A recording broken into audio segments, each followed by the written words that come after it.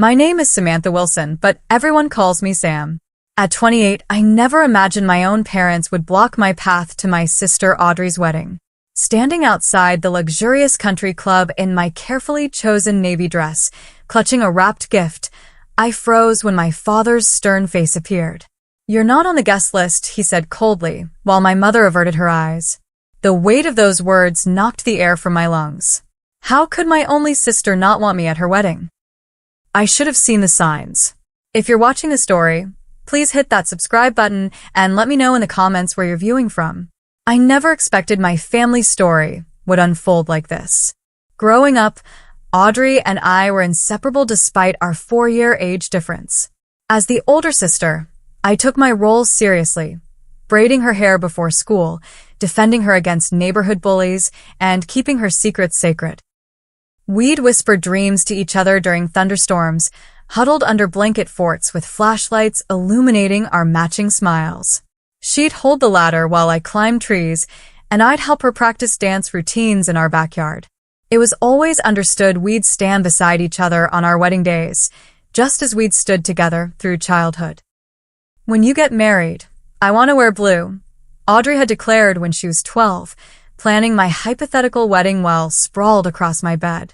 "And when you get married, I'll wear whatever hideous bridesmaid dress you choose," I'd promised, tossing a pillow at her giggling form. We grew up in a brick colonial in an affluent Boston suburb where appearances mattered perhaps more than they should. My parents, Elizabeth and William Wilson, built their lives around community standing and traditional success markers. Dad was a corporate attorney whose clients included some of Boston's oldest families, while Mom volunteered on prestigious community boards and hosted dinner parties that neighbors talked about for weeks. They had a clear vision for their daughters: prestigious colleges, respectable careers, and marriages to suitable men from similar backgrounds. Audrey followed their script perfectly. She attended Boston College, majored in communications, and secured a job at a prominent public relations firm. She joined the right social clubs, maintained the right friendships, and dated men my parents approved of. She called home twice weekly and returned for Sunday dinners whenever invited. Her Instagram feed looked like a preppy clothing catalog: tennis matches, charity galas, and brunches with girlfriends in matching headbands. I took a different path. Art captivated me from childhood, and despite my parents' insistence that it should remain just a hobby, I pursued it professionally. After graduating from Rhode Island School of Design instead of my parents' preferred Ivy League choices, I moved to New York City to establish myself as an artist. My tiny Brooklyn apartment with mismatched furniture and paint-splattered floors horrified my mother during her single visit. My unconventional friends, unpredictable income, and tendency to speak my mind at family gatherings positioned me as the family disappointment. "When are you going to get a real job with benefits, Samantha?" became my father's standard greeting at holidays.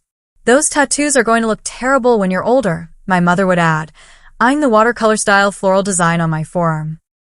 "At least Audrey understands responsibility," they'd inevitably conclude, while my sister would offer sympathetic glances that grew less frequent over time. The geographic distance between New York and Boston was nothing compared to the emotional chasm that developed after college. Our calls became less frequent, our texts more superficial. Audrey's life revolved increasingly around Boston's social circles, while mine centered on New York's art community. We still connected during holidays, but even then, I noticed her gradually adopting our parents' critical tone when discussing my life choices. When Audrey met James Hamilton at a charity gala 2 years ago, our already fragile connection began to truly unravel.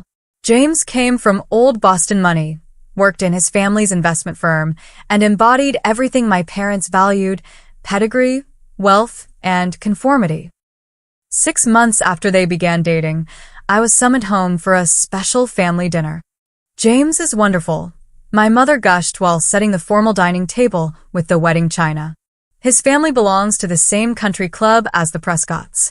That evening, I watched Audrey transform around James. Her normally warm laugh became a practiced giggle.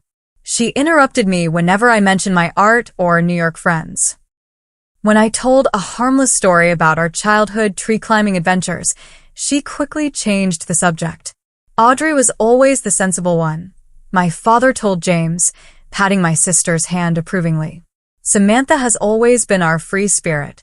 The way he said free spirit made it sound like a terminal diagnosis. James regarded me with polite disinterest throughout dinner, his eyes flickering with something resembling disapproval when I mentioned my recent gallery showing. When I asked about his work, he gave rehearsed answers about market trends and investment strategies without ever revealing anything personal. You must visit our place on Nantucket sometime, he told my parents, conspicuously excluding me from the invitation while Audrey remained silent. The engagement announcement came 2 months later via family email chain. I called Audrey immediately, genuinely happy for her despite my reservations about James. I'm so excited for you, I said when she answered. Thanks, Sam, she replied, her voice oddly formal. It's going to be a whirlwind with planning. I'm here to help however you need, I offered. Just put me to work. Oh, that's sweet, she hesitated. But James's mother has a planner already, and honestly, it might be hard for you to help from New York. I ignored the warning sign and asked the question that seemed obvious between sisters. When should I be looking at bridesmaid dresses? The uncomfortable pause should have told me everything. We're still figuring out the wedding party, she answered vaguely. James has a lot of sisters and cousins, so we're trying to balance things. A week later, I discovered via Instagram that Audrey had already selected her 6 bridesmaids, James's 3 sisters, 2 of her college roommates, and our cousin Kayla. The matching champagne flutes and bride tribe sashes were prominently displayed in photos where everyone looked perfectly coordinated in cream-colored dresses. The caption read, "So blessed to have these women standing beside me on my special day. Hashtag bride tribe, hashtag blessed, hashtag complete squad complete. Without me." I texted her a simple, "Congrats on finalizing your bridal party," with a heart emoji, swallowing my hurt. Thanks. Didn't want to burden you with bridesmaid duties when you're so busy and far away. You understand, she replied. I did not understand, but I pretended I did. Over the following months, wedding updates came primarily through my mother's smug phone calls or social media posts I wasn't directly tagged in. I learned about the venue selection, the designer dress fitting, and the elaborate shower thrown by James's mother through secondhand information. Each time I called Audrey, she was rushing between appointments or just about to meet James's family for something important. When no formal invitation arrived 6 weeks before the wedding date, I finally texted her directly. Hey, just checking about your wedding invitation. Planning to request time off work soon. Of course you're invited. Must have gotten lost in the mail. It's June 15th at Bellevue Country Club, ceremony at 4, she replied. Relief washed over me. Despite everything, my sister wanted me at her wedding. I immediately requested time off from the gallery where I worked part-time, booked an overpriced flight, reserved a hotel room near the venue, and spent more than I could afford on a navy blue dress that perfectly complied with the formal dress code.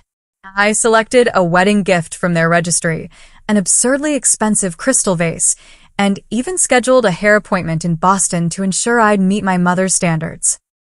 This will be a chance to reconnect with Audrey, I told my roommate Jenna as I packed. Maybe seeing her happy will soften everyone up. Family is family, right? Jenna looked unconvinced. Just be prepared for their usual comments, Sam. Don't let them ruin your weekend. It'll be fine, I insisted, carefully wrapping the crystal vase in bubble wrap. It's a wedding. Everyone's happy at weddings. That optimism carried me through my flight to Boston, the tedious wait at the rental car counter, and the drive to my hotel. It sustained me through a restless night in an unfamiliar bed, and the next morning as I carefully applied makeup and styled my hair.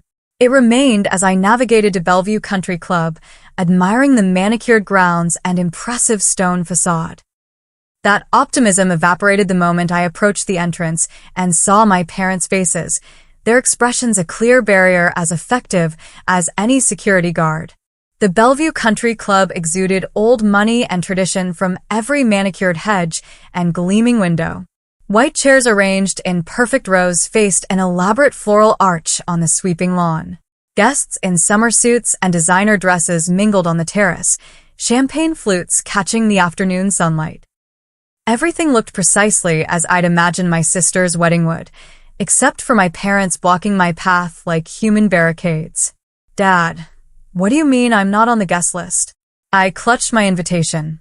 Well, the details Audrey had texted me while trying to maintain composure. There must be some mistake. My father straightened his already impeccable tie, eyes darting to nearby guests who were beginning to notice our exchange. There's no mistake, Samantha. Your name isn't on the approved list. But Audrey told me. Please don't make a scene, my mother whispered urgently, her floral perfume suffocating as she leaned closer. Her perfectly coiffed hair didn't move, much like her expression of practiced discomfort. People are watching. I don't care who's watching.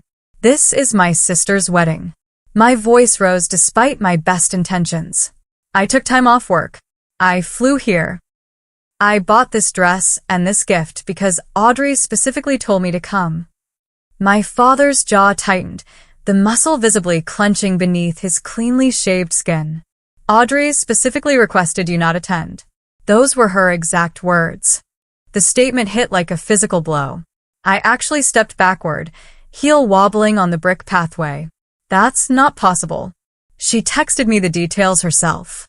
Whatever you think she said, the reality is that you are not welcome here today. My father's voice dropped to a harsh whisper. This is James and Audrey's perfect day, and they don't need your unpredictability. My unpredictability. I repeated, disbelief making my voice crack. I'm her sister, Elizabeth William. There you are. A woman's voice called from behind my parents. James's mother, Patricia Hamilton, approached in a designer suit that probably cost more than 3 months of my rent. Her calculating eyes assessed me from head to toe. Is everything all right here?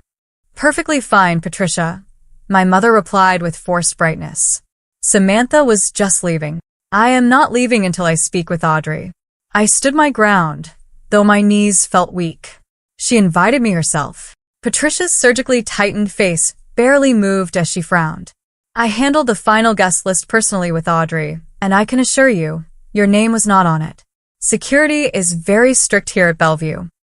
As if summoned by her words, 2 men in suits appeared nearby, trying to look casual while clearly monitoring our interaction. One touched his earpiece in a gesture straight from a movie. You called security on me? Your own daughter? I stared at my parents in disbelief. We didn't, my mother said quickly. It's standard procedure here. For family members? Is that standard procedure too? Turning away your daughter from her sister's wedding. The gift box trembled in my hands. Patricia Hamilton's eyes narrowed. I should check on the bride. Audrey is so anxious to have everything perfect today. Her emphasis on perfect felt deliberate as she glided away, already speaking into her phone. I fumbled for my own phone, scrolling to Audrey's number while fighting back tears. The call went straight to voicemail. I texted. I'm here at the venue, but Mom and Dad won't let me in. Please come talk to me. The message showed as delivered but remained unread. She's busy getting ready, Samantha. My father's voice softened marginally, perhaps recognizing the pain evident on my face. This is her day. She's my only sister, I said, hating how my voice broke. I have a right to be here. Rights. My father's momentary softness vanished. What about Audrey's right to have the wedding she wants? Without worrying about what unpredictable thing you might say or do. Without your alternative friends making James's family uncomfortable? I came alone. I'm dressed appropriately. What exactly are you afraid I'll do? Before either could answer, I heard a dismissive snort nearby. James's father stood with several other men, all holding tumblers of amber liquid despite the early hour. That's the problematic sister, he said, not bothering to lower his voice. The artist. He made my profession sound like a communicable disease. My phone buzzed with a text, and for a moment hope surged that it was Audrey. Instead, I saw my cousin Kayla's name. OMG, are you outside? I just heard James's mom telling security not to let you in no matter what. The realization that this wasn't a misunderstanding but a deliberate exclusion made my stomach clench. I looked up to see one security guard approaching while another spoke into his radio. "Ma'am, I'll need you to return to the public parking area," the first guard said with rehearsed politeness. "These are my parents," I said, gesturing wildly. "That's my sister getting married. Nevertheless, we've been informed you're not on the approved guest list." His tone left no room for argument. My mother touched my arm lightly. "Samantha, please. Don't make this harder than it needs to be." A memory surfaced suddenly, the awkward family dinner 3 weeks ago when I'd mentioned being excited about Audrey's wedding. My parents had exchanged glances, and my sister had become intensely interested in her salad. The conversation had abruptly shifted to James's promotion. I'd attributed their behavior to typical family awkwardness, but now I understood it had been guilt. "How long have you all known I wasn't invited?" I asked, my voice unnaturally calm. My parents' silence answered for them. "Ms. Wilson, I need you to come with me now," the security guard insisted, more firmly this time. Guests openly stared now. Some whispered behind manicured hands. I recognized faces from childhood. Neighbors, family friends, relatives, all watching my humiliation without intervention. The weight of their judgment, coupled with my family's betrayal, became unbearable. "Fine," I said, thrusting the wrapped gift toward my startled mother. "Give this to Audrey. Tell her, actually, never mind. She clearly doesn't care what I have to say." I turned and walked away, dignity barely intact, security following at a discreet distance. Once in my rental car, safely hidden behind tinted windows, I allowed myself to break down. Rain began to fall, gentle at first, then intensifying to match my tears. I sat watching droplets race down the windshield while guests hurried inside the venue, sheltered by attendants with umbrellas emblazoned with the country club logo. Perfect weather for a perfect day, I muttered to myself, hands gripping the steering wheel though the engine remained off. The sister I'd protected and loved throughout childhood was getting married mere 100 yards away, and I wasn't allowed to witness it. My phone buzzed again with another text from Kayla. "This is so messed up. Do you want me to come out there?"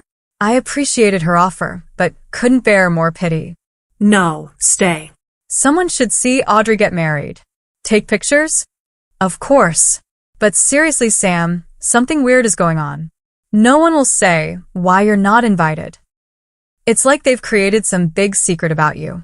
The rain intensified, drumming against the car roof like accusatory fingers. I rested my forehead against the cool steering wheel and wondered how my family could have become so unrecognizable, or perhaps more accurately, how I had failed to see who they truly were all along. Back in my hotel room, I scrolled through increasingly disturbing texts from Kayla, who was proving to be my only ally in this nightmare. "James's mom keeps making these weird comments about family stability whenever anyone asks about you. Your mom told Mrs. Jenkins you couldn't make it because of health reasons with this super significant look. Found the wedding program. No mention of you anywhere. Not even in the special thanks section where they listed like everyone else." The final text included a photo that made my stomach lurch. The wedding party assembled for pictures, my parents flanking Audrey in her elaborate white gown, everyone smiling as if their family were complete. As if I didn't exist. I tossed my phone aside and curled up on the hotel bed, still wearing my carefully chosen dress. A memory surfaced with painful clarity. Audrey at 14, pinky finger extended solemnly.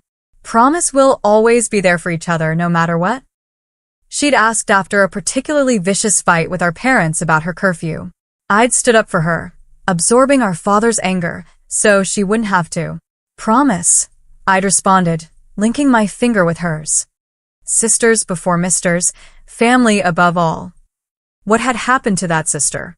When had she become someone who could exclude me from the most important day of her life without even the courtesy of a direct conversation? The hotel phone's shrill ring startled me from my thoughts. For a wild moment, I hoped it might be Audrey, coming to her senses and apologizing. Instead, I heard Amanda Lewis's voice, my mother's oldest friend who had known me since childhood. "Samantha? I just heard what happened. I can't believe Elizabeth and William would do this to you." Believe it, I said flatly. Apparently, I didn't make the cut for my only sister's wedding. Amanda's sigh carried decades of familiarity with my family dynamics. There's something you should know. I've been hearing rumors, and I wouldn't normally repeat gossip, but under the circumstances. My grip tightened on the receiver. What rumors? James's family. They've been telling people you have substance abuse issues. That you're unstable. Elizabeth didn't correct them when I heard it at the rehearsal dinner. She just gave that martyred look of hers and said something about supporting you through your challenges. The room seemed to tilt around me. That's insane. I've never had substance problems. I don't even drink much. I know that, honey. Anyone who actually knows you knows that. But the Hamiltons are influential, and Audrey seems determined to fit into their world at any cost. Including erasing her sister? My voice cracked. James convinced Audrey you might cause a scene or embarrass her. He mentioned something about your bohemian lifestyle being incompatible with their social circle. I laughed bitterly. My bohemian lifestyle consists of working 60-hour weeks between my art and my gallery job, living with a roommate because New York rent is impossible, and occasionally getting Thai food delivered when I'm too exhausted to cook. Real wild stuff. For what it's worth, I don't think Audrey came up with this exclusion on her own. That boy has been isolating her from anyone who doesn't fit his image of the perfect society wife. After thanking Amanda for her honesty, I reluctantly opened Instagram. Wedding photos were already appearing, professionally shot and perfectly staged. Audrey looked radiant. One caption read, "Surrounded by our entire loving family as we begin our journey together. Hashtag Hamilton Ever After, entire loving family." The words burned. I switched to Facebook and found more photos from guests, including one where my absence was conspicuously unmentioned in the comments. Beautiful family portrait. The Wilsons and Hamiltons unite. What a perfect match. Audrey looks just like Elizabeth did at her wedding. Not a single "Where's Sam?" Not one person questioning the missing sister. With shaking hands, I opened my laptop and checked my email archives, searching for any wedding-related communications. What I found only deepened the betrayal. A message from my mother from 11 months ago mentioned Audrey and James thinking about a June wedding. Another from my father 8 months ago referenced wedding planning in full swing. The timeline was clear. While Audrey was texting me about possibly being too busy with work to visit New York, she was actively planning her wedding. While my parents were vaguely referencing family events next summer, they were finalizing details for a celebration I wouldn't be part of. The most damning evidence came from Audrey herself. A casual email from 4 months ago. "So busy with life. What's new with you?" I'd responded with details about my art show and asked about wedding plans. Her reply, "Nothing finalized yet. We'll keep you posted when we know more." She'd been lying.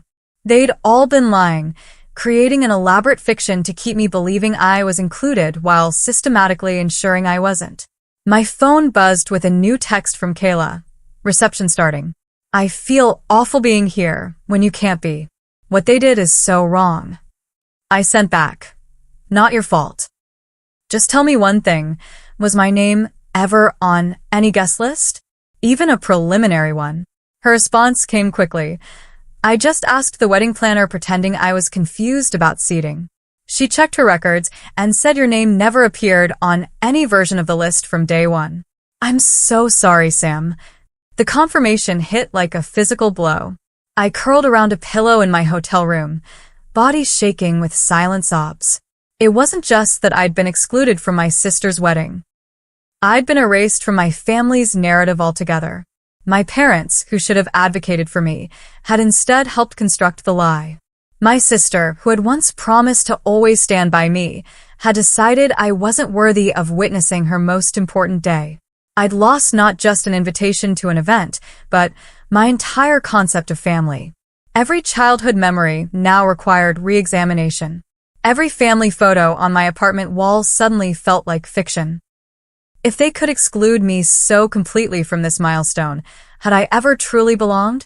In that sterile hotel room, surrounded by the debris of my preparation for an event I wasn't welcome to attend, I reached the lowest point of my adult life. The family I thought didn't exist. The sister I thought I knew was a stranger. The parents who should have loved me unconditionally had instead placed conditions I could never satisfy. I was completely alone. Morning arrived with swollen eyes and a hollowness in my chest that made breathing difficult. The wedding was over.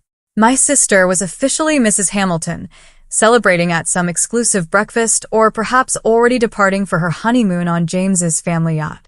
My parents had successfully maintained their perfect family image, minus one inconvenient daughter. And I was left to pick up the pieces of my shattered understanding of family. I avoided the mirror as I shuffled to make hotel room coffee, knowing my reflection would confirm what I felt, destroyed. My phone showed 7 missed calls from New York friends who'd received my incoherent texts last night. The local news website featured a society page announcement about the magical union of 2 prominent Boston families with a professional photo of the beaming couple. I closed the browser before reading further. After a scalding shower that couldn't wash away the humiliation, I headed to the lobby to check out a day earlier than planned.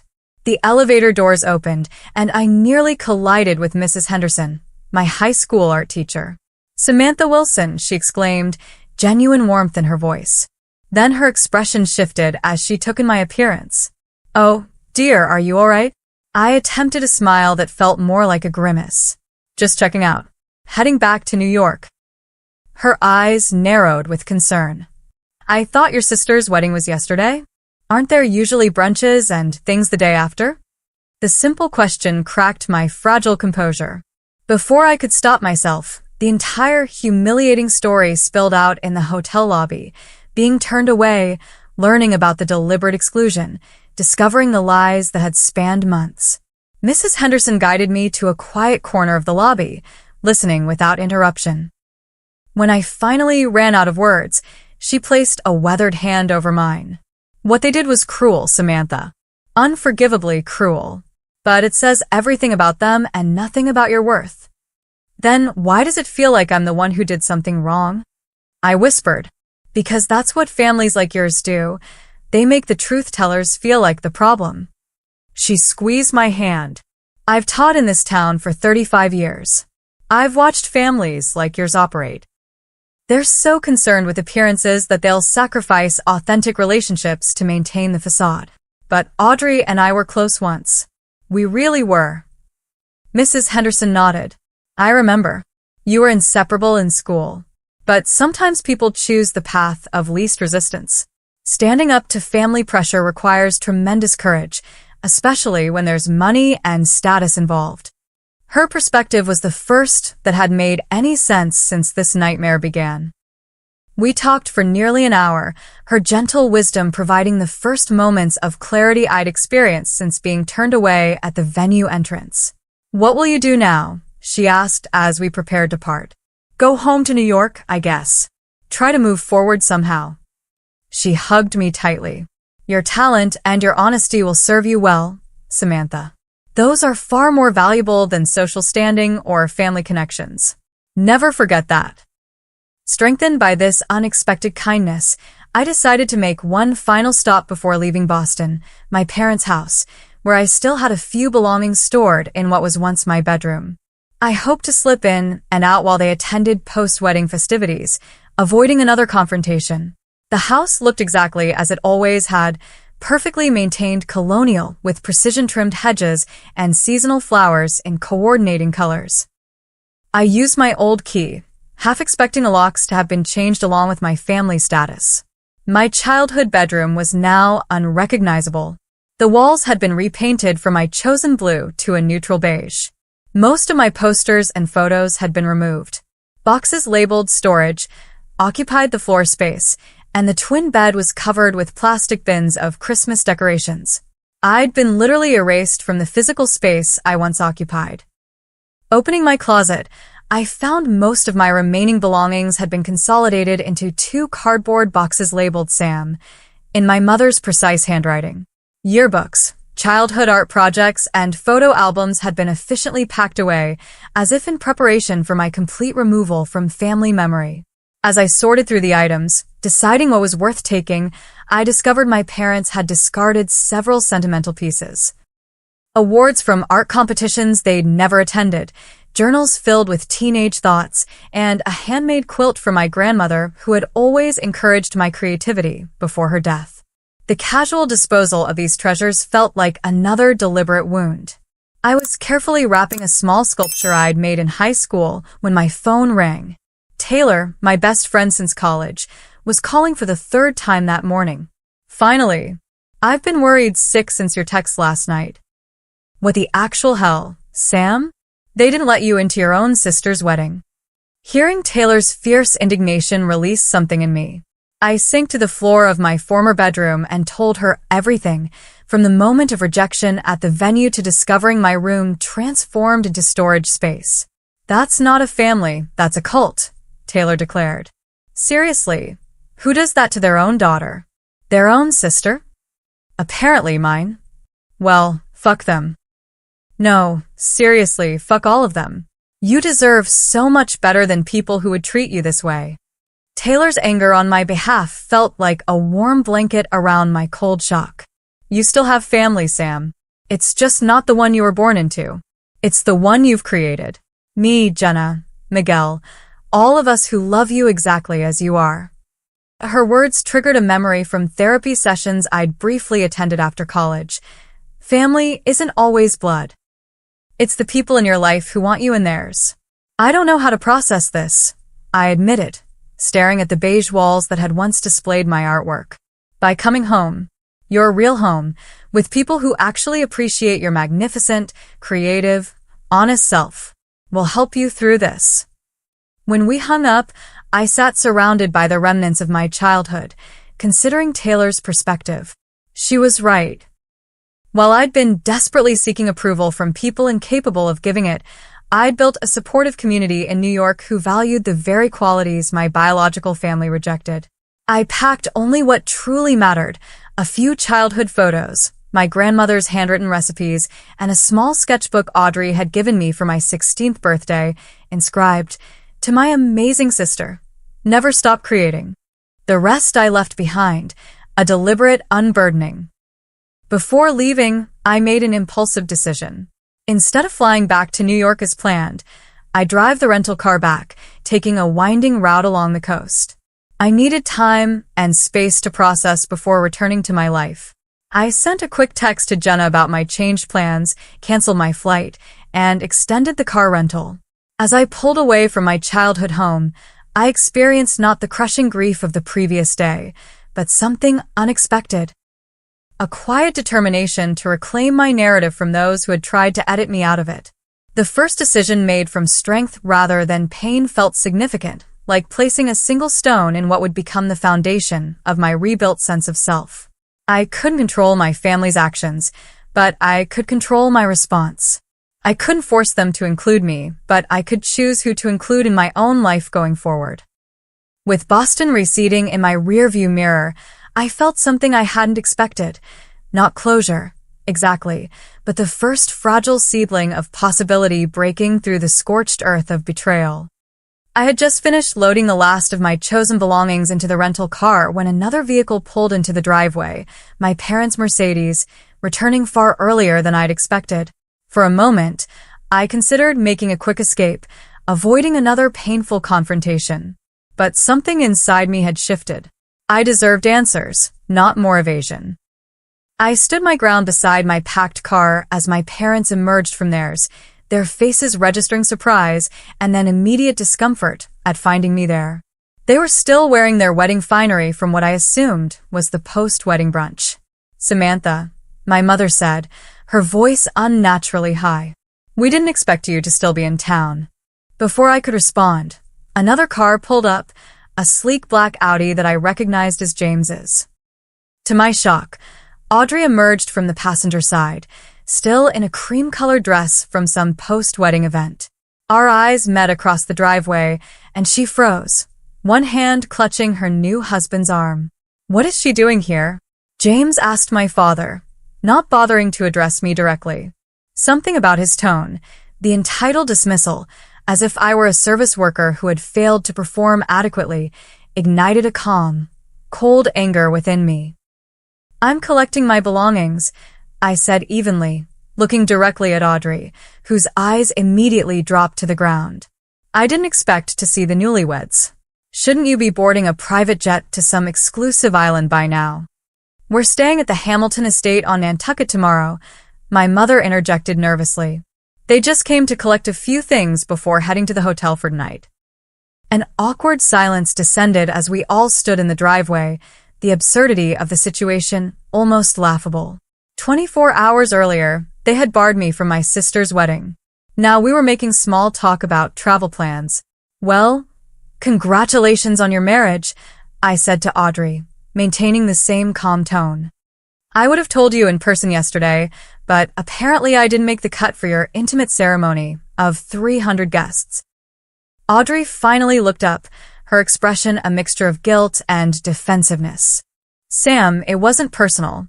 We just wanted to avoid any potential complications. Complications, I repeated. Is that what I am to you now? A complication?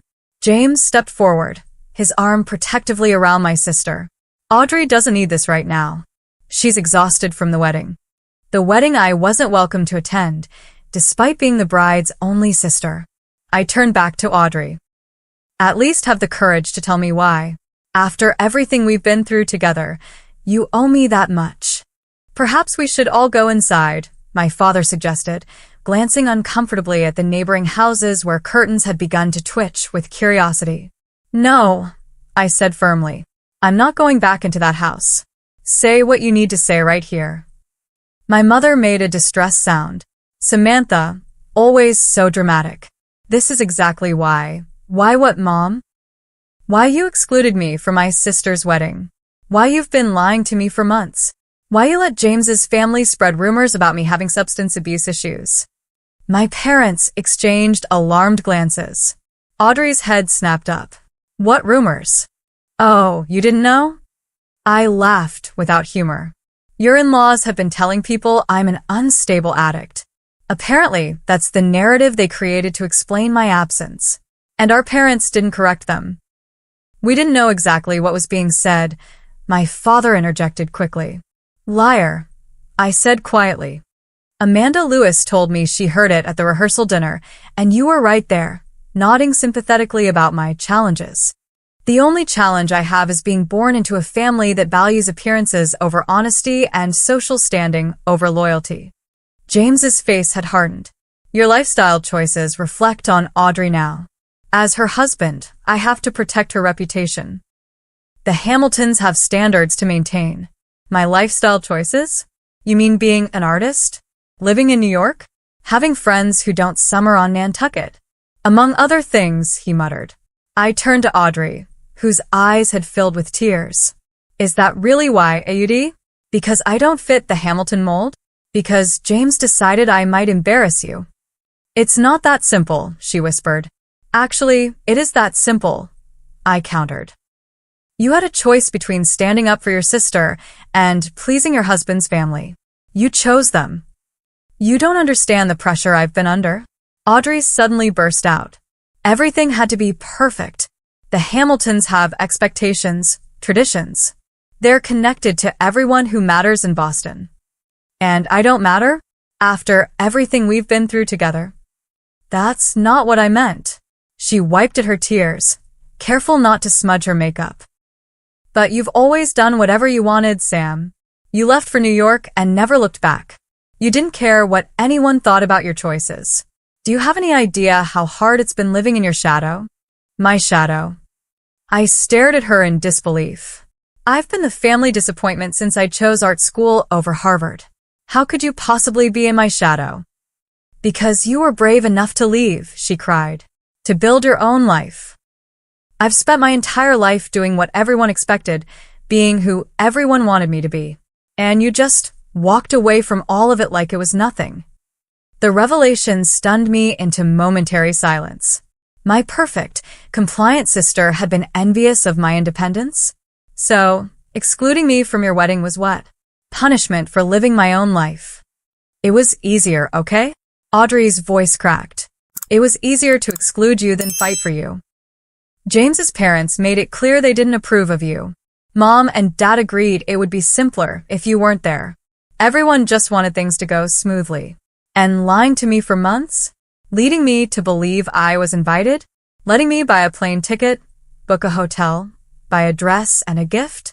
Was that easier too? She had no answer for that, her gaze dropping once more to her designer shoes. My father stepped forward, his authoritative courtroom voice taking over. What's done is done, Samantha. Creating a scene now won't change anything. It would be best if you just returned to New York and gave everyone some space. Space. I echoed. I've given you nothing but space. I moved hundreds of miles away. I built my own life because there wasn't room for the real me in yours. And still, that wasn't enough distance for you. My mother attempted to take my arm. Darling, you're upset. We understand, but... No, you don't understand, I interrupted, gently removing her hand. You've never tried to understand me. But I finally understand you. All of you.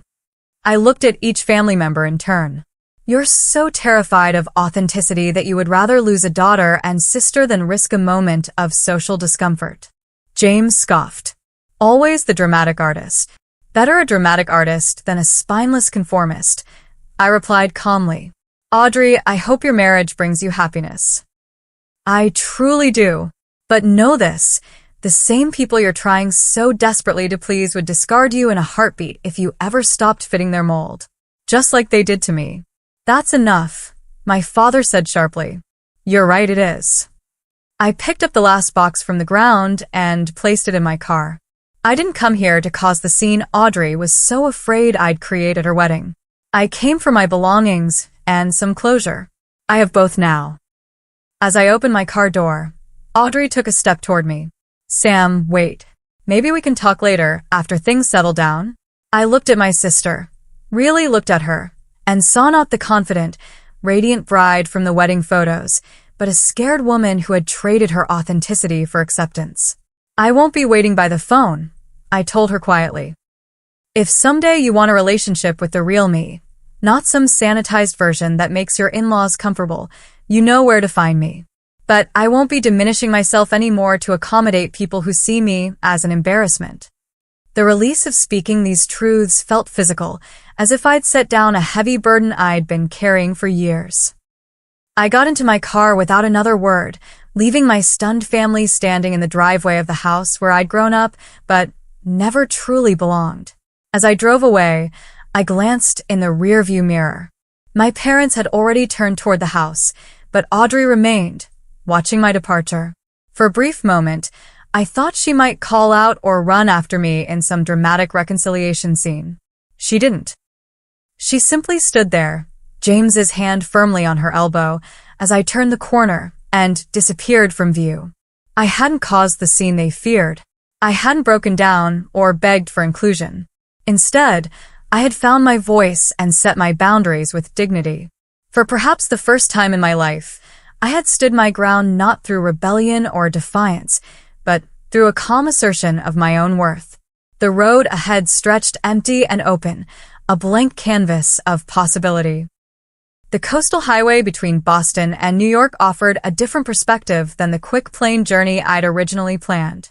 I stopped frequently during the 2-day drive, at quiet beaches where I collected smooth stones, at small art galleries in Connecticut shore towns, at roadside diners where I ate alone, but didn't feel lonely. Each mile created necessary distance between the person my family wanted me to be and the person I actually was. Each sunset over the water reinforced that endings could be beautiful, even when painful. Each morning brought clarity that had been obscured by years of seeking approval from those incapable of giving it. I called Taylor from a small beach in Rhode Island, sitting on a weathered bench facing the Atlantic. "How are you holding up?" she asked, genuine concern in her voice. "Surprisingly okay," I answered, realizing it was true. Something shifted when I finally confronted them. It's like I've been carrying this hope that someday they'd see me, really see me. Letting go of that hope hurts, but it's also freeing. That's some healthy perspective for someone who is just erased from her sister's wedding. I laughed despite myself. Don't worry, I'm still planning to process this in therapy for the next decade. As you should. But seriously, Sam, I'm proud of you. Standing up to family is the hardest thing. Throughout the drive, I stopped to sketch in the small notebook I always carried. Not polished work, just raw impressions of emotionally significant moments. The country club entrance where I'd been turned away. My childhood bedroom converted to storage. The final confrontation in the driveway. With each sketch, I reclaimed these painful experiences as part of my story rather than allowing them to define me. When I finally arrived in New York, the familiar chaos of the city embraced me like an old friend. The constant motion, the unapologetic diversity, the celebration of individuality, everything my hometown rejected was what made this place home. My roommate Jenna was waiting with open arms and an open bottle of wine. Unlike my biological family, she asked questions and then actually listened to the answers, her expressions shifting appropriately from outrage to sympathy as I recounted the wedding debacle. "Those people are actual monsters," she declared, refilling my glass. "Who does that to their own daughter? Their own sister? People who value what others think more than what's right," I said, surprised by my own insight. "Well, their loss is our gain. We get the real Sam Wilson, not whatever step-forward version they wanted you to be." The next morning, I woke to the sound of hushed voices and clinking dishes. Opening my bedroom door, I found our small apartment filled with friends. Taylor had driven in from Philadelphia. Miguel had brought breakfast from the Dominican bakery I loved, and several others from my art circle were arranging coffee cups and pastries. "Surprise," Jenna announced. "We figured you needed a proper welcome home." The simple gesture, friends gathering on a Sunday morning to show support, affected me more deeply than I could express.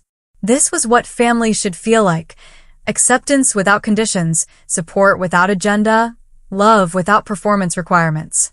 As we crowded around our tiny kitchen table, conversations flowing naturally between serious discussions of my experience and ridiculous jokes about revenge fantasies, I felt the first genuine happiness since before the wedding disaster.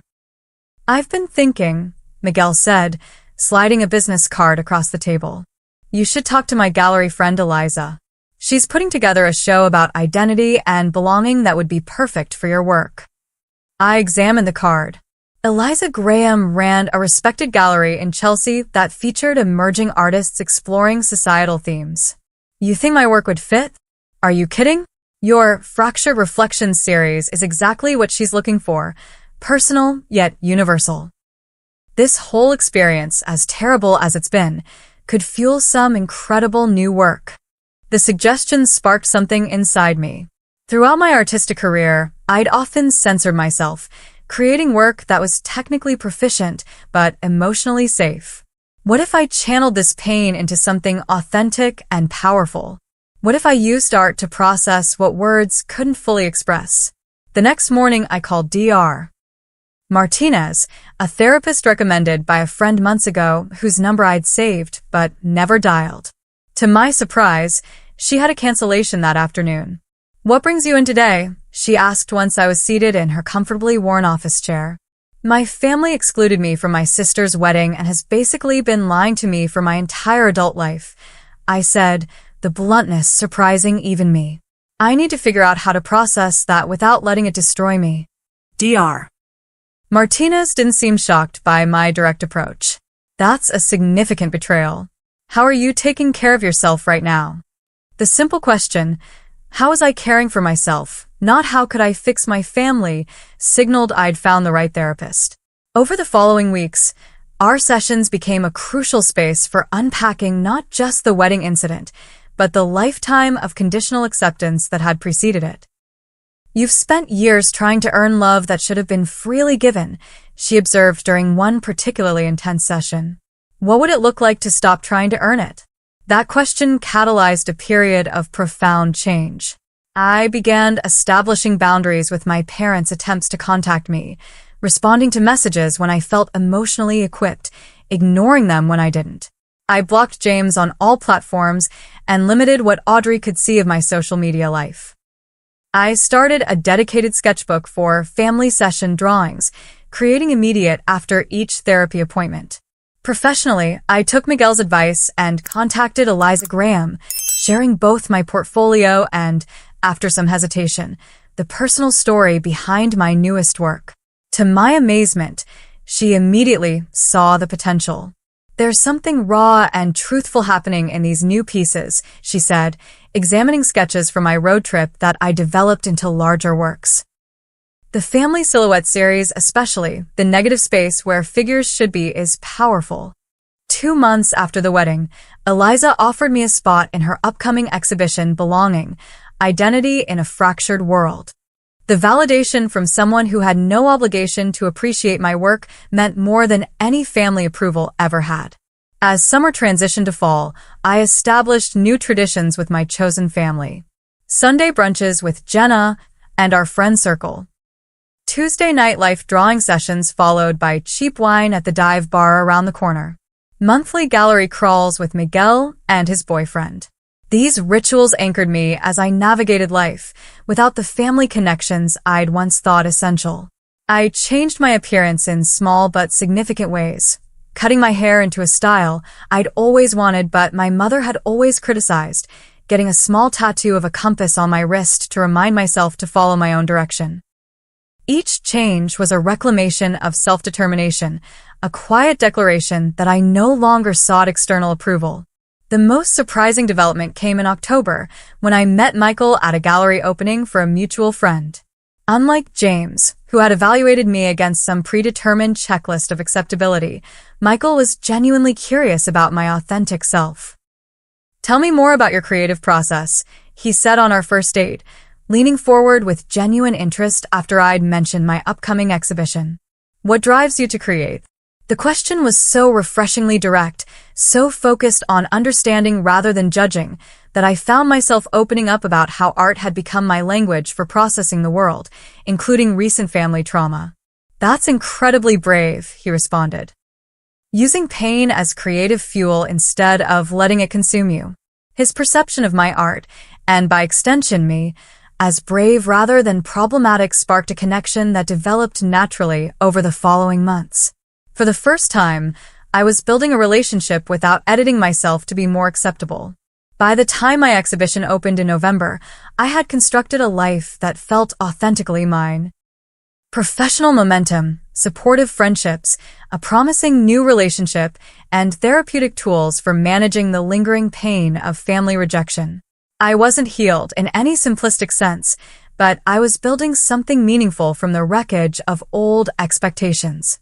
The night before the gallery opening, I sat in my newly rearranged bedroom, staring at the last family photo I kept displayed.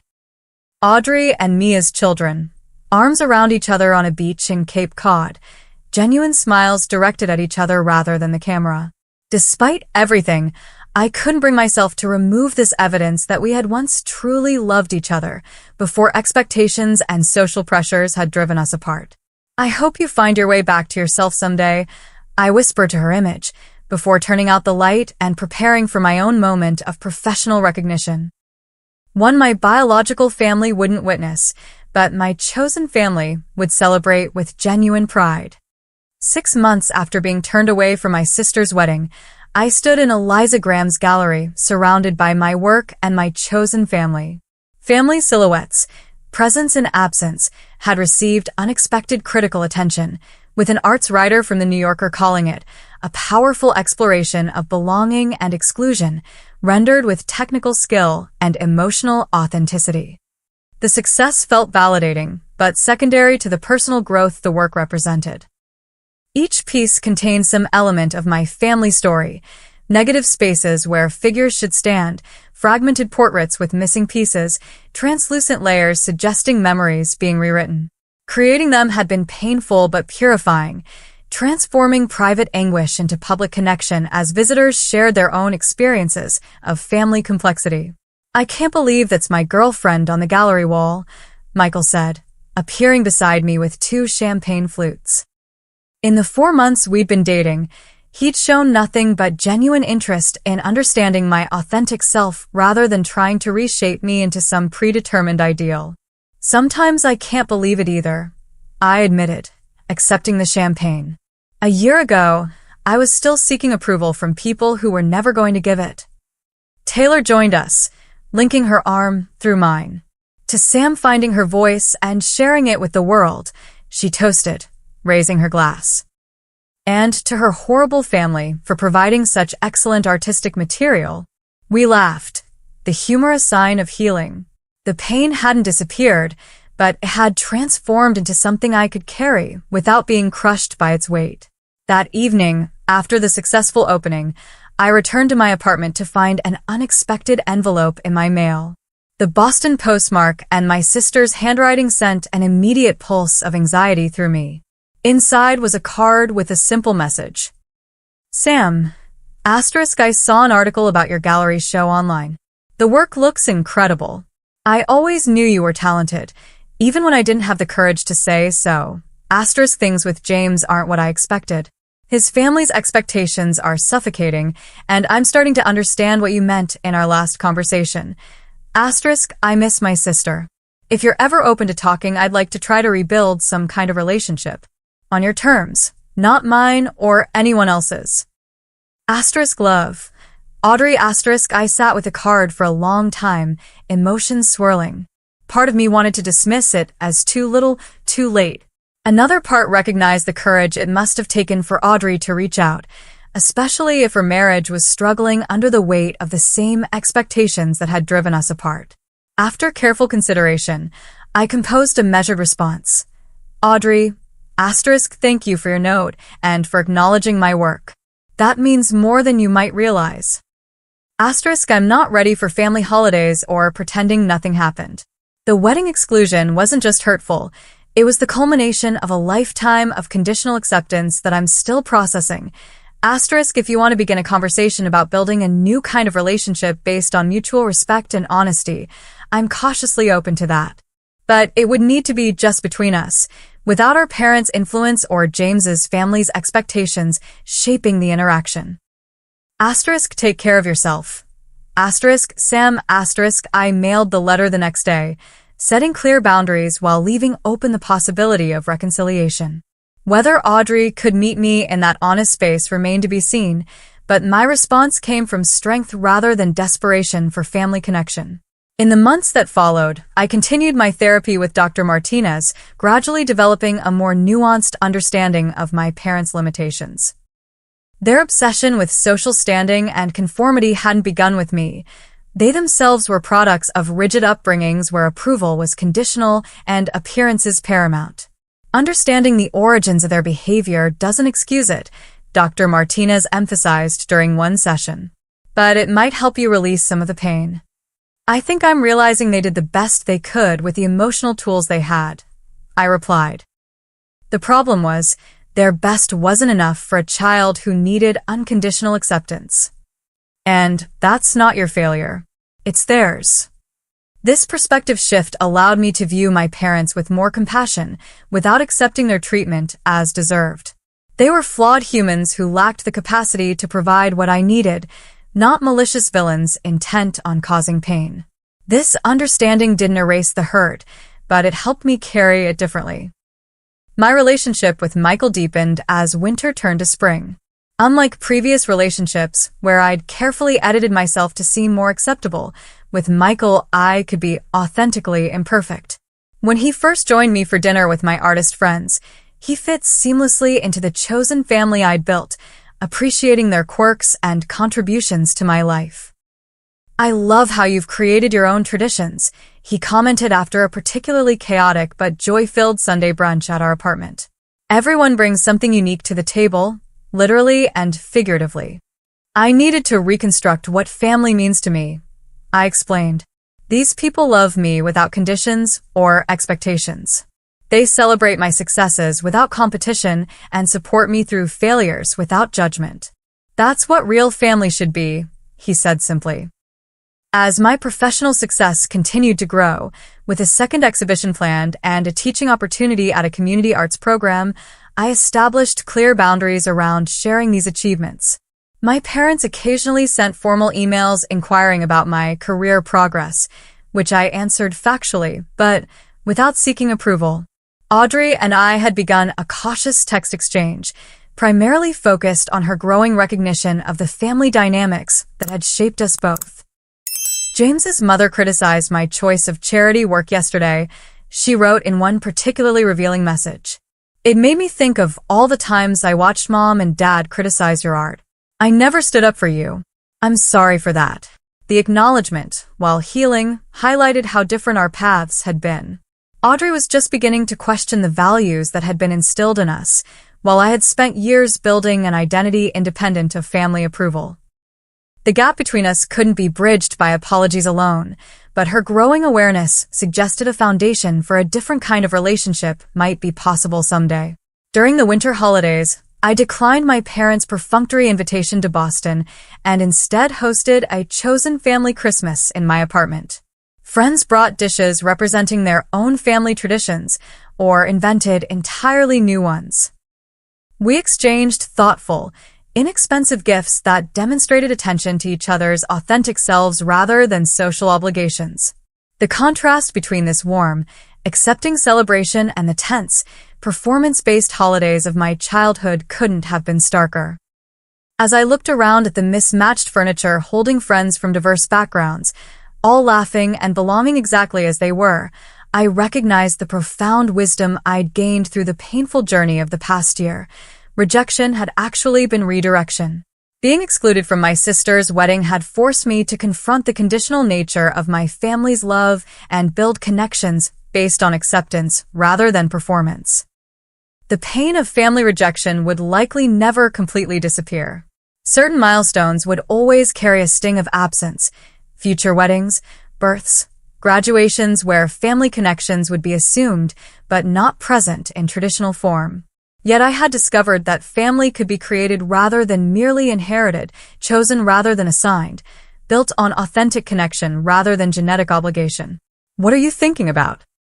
You look so serious suddenly, Michael asked, finding me alone in the kitchen during a quiet moment in the celebration. Just reflecting on how sometimes the most painful experiences lead us where we need to go, I replied. A year ago, I thought being excluded from Audrey's wedding was the worst thing that could happen to me. Now I see it was the push I needed to build a life based on authentic connection rather than performance. He nodded thoughtfully. The universe has strange ways of redirecting us sometimes. I'm learning that rejection is often protection, I said. It hurts when people can't accept you as you are, but their rejection protects you from a lifetime of trying to be someone you're not. As we rejoined our gathering, I carried this hard-won wisdom. True belonging never requires you to betray yourself. Family, whether biological or chosen, should expand rather than diminish your sense of self. Love that comes with conditions isn't really love at all, but approval, which is an entirely different currency. The wedding exclusion that had once devastated me had ultimately freed me to create a life of genuine connection. The sister who had once been my closest ally might someday become a friend on new, more authentic terms. The parents who couldn't see my value had inadvertently pushed me toward people who could. In the end, being kept from my sister's wedding had given me an unexpected gift, the courage to stop seeking acceptance where it wouldn't be freely given and to build a life where I didn't need to earn belonging through performance or pretense. I had learned what so many before me have discovered through pain. Sometimes being excluded from where you thought you belonged leads you exactly where you need to be. Thank you all for watching my story. If you've ever experienced family rejection or felt like you didn't belong, please share your thoughts in the comments below. How did you handle it? What did you learn? Remember that your worth isn't determined by those who can't see it. If this story resonated with you, please like, subscribe, and share it with someone who might need to hear they're not alone. Until next time, be kind to yourselves and remember that sometimes the family we create matters more than the family we're born into.